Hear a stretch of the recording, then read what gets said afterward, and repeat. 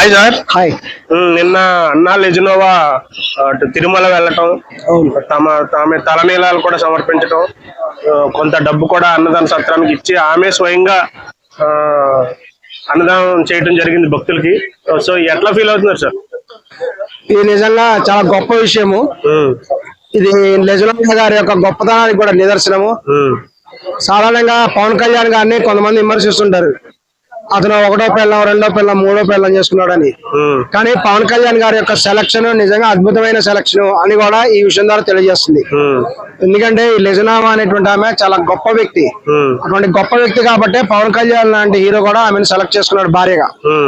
ఇక ఈ విషయానికి వస్తే, ఈమె రష్యాకు చెందినటువంటి ఆమె. రష్యాలో క్రిస్టియన్ మతం మెజారిటీ మతం కాబట్టి సహజంగా ఆమె క్రిస్టియన్ మతం చెందినట్టు అయింది. ఆమె ఎప్పుడైతే ఈ యొక్క యాక్టింగ్ లో ఉండేటువంటి ప్రొఫెషన్ లో ఉండి క్రమంగా కూడా ఇక పవన్ కళ్యాణ్ గారి యొక్క సినిమాలో యాక్ట్ చేయడం జరిగింది. అప్పుడు ఆ లెజినోవా గారిలో ఉండేటువంటి గొప్ప విషయాన్ని కేవలం అందం మాత్రమే కాకుండా ఈ యొక్క లెజినోవా గారి వ్యక్తిత్వం అనేది చూసే పవన్ కళ్యాణ్ గారు ఆమె వివాహం చేసుకున్నారు. ఎందుకంటే ఈ యొక్క డాన్సర్లు అయితేనేమి, హీరోయిన్లు అయితేనేమి చాలా మంది అమ్మాయిలు ఉంటారు, చాలా అందంగా ఉంటారు.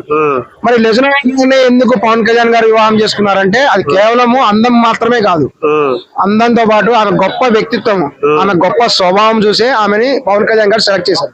ఇది వాస్తవం. తర్వాత ఏంటంటే ఆమె పవన్ కళ్యాణ్ గారిని ఎప్పుడైతే వివాహం చేసుకుందో ఆమె పూర్తి స్థాయి భారతదేశ స్త్రీగా మారిపోయింది. భారతదేశ సంస్కృతి సాంప్రదాయాలను గౌరవించడం, ఇక్కడలాగా చీర కట్టుకోవడం, ఆమె నిర్లక్ష్యంగా మరొకరిలాగా ఉండకుండా, ఉదాహరణ చూస్తున్నాం మంచు మోహన్ బాబు కూతురు మంచు లక్ష్మి, ఆమె తొడలు కనబడే విధంగా డ్రెస్ వేసుకొని తిరుగుతుంది. మన దేశంలో పుట్టిన ఇలా తిరుగుతుంటే రష్యా నుంచి వచ్చినటువంటి ఆమె పూర్తిగా నిండు చీర కట్టుకొని బొట్టు పెట్టుకొని భారతదేశ హిందూ సాంప్రదాయాలన్నీ కూడా పాటిస్తూ చాలా గొప్ప వ్యక్తిగా కూడా ఉంది. అంతేకాకుండా పవన్ కళ్యాణ్ గారి దిష్టి గుబ్బడికాయ తిప్పడం అయితేనేమి, హారతులు ఇవ్వడం అయితేనేమి, వివిధ సందర్భాల్లో కూడా చక్కగా కూడా పూజలు చేస్తూ ఉంది. ఈ సందర్భాల్లో కూడా పవన్ కళ్యాణ్ గారిని ఒకటే మేము అందరూ రిక్వెస్ట్ చేస్తున్నాము, లెజినోవా గారిని పూర్తిగా హిందూ మతంలో మార్చండి, ఆమె ఒక హిందూ మహిళగా కూడా మతం మార్చండి అని కూడా మేము పవన్ కళ్యాణ్ గారిని డిమాండ్ చేస్తున్నాం, అభ్యర్థిస్తున్నాం. ఇక లెజినోవా గారి గురించి వస్తే, ఈమె సింగపూర్ లో ఉన్నటువంటి సమయంలో కూడా ఆమె పిల్లవాడి మీద కూడా అగ్ని ప్రమాదం జరిగింది. కానీ చాలా మంది ఇది అగ్ని ప్రమాదం కాదు, పవన్ కళ్యాణ్ కొడుకు మీద జరిగిన అటాక్ అని అంటారు. ఎందుకంటే రీసెంట్ గా కూడా పవన్ కళ్యాణ్ గారికి సడన్ గా శత్రువులు అనే వాళ్ళు ఎక్కువైపోయారు. ఎందుకంటే ఆయన సనాతన ధర్మం అనేటువంటి ఒక పెద్ద విషయాన్ని తన మీద వేసుకున్నాడు. ఆ పెద్ద బాధ్యత అది. ఎప్పుడైతే జాతీయ స్థాయిలో సనాతన ధర్మ బోర్డు ఏర్పాటు చేస్తా అన్నాడో, ఎప్పుడైతే వక్ఫ్ బోర్డుని కూడా వ్యతిరేకించాడో, ఈ యొక్క ఎప్పుడైతే ముస్లింలకు వ్యతిరేకంగా కొన్ని వ్యాఖ్యలు చేశాడు, క్రిస్టియన్ మతానికి వ్యతిరేకంగా కొన్ని వ్యాఖ్యలు చేశాడు, వాళ్ళతో సై అంటే సై అన్నాడు పవన్ కళ్యాణ్.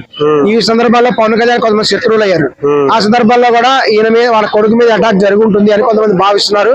ఎందుకంటే సాధారణంగా సింగపూర్ స్థాయి చోట అసలు అగ్ని ప్రమాదాలు అనేది జరగవు, చాలా రేర్ సంఘటనలు అవి. కావాలని ఎవరో పవన్ కళ్యాణ్ కుమారుడి మీద అటాక్ చేశారని కూడా భావిస్తున్నారు అగ్ని ప్రమాద రూపంలో. సరే, ఏదేమైనప్పటికీ కూడా పిల్లవాడు తీవ్రంగా గాయపడ్డాడు అనేది వాస్తవము. కానీ ఆ విషయం వాళ్ళు బయటకు పొక్కనివ్వలేదు.